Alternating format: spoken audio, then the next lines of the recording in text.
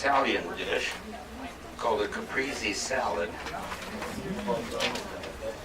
And we boil we take the balsamic vinegar and then we reduce it down about halfway.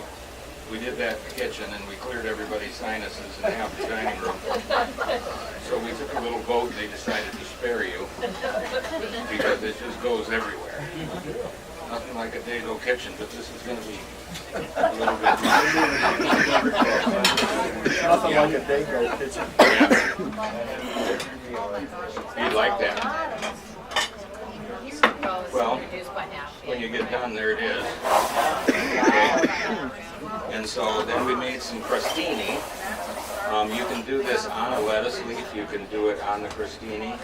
And this is fairly easy. We take a nice Cuban bread, where it came from, and we slice them thin.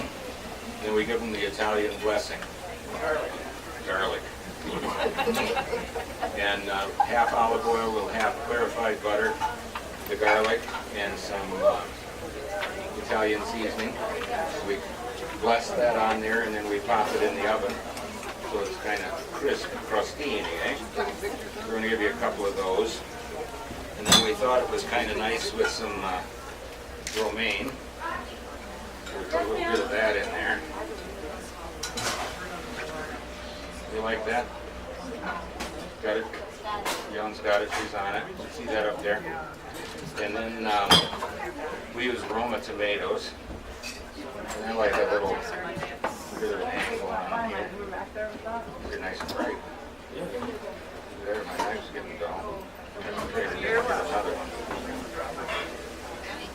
You can do one or two pieces, whatever you like. Spread those around. Little artistic flair. You see that around? That's why I Oh, smell that. Yeah, that's the A1 sauce works.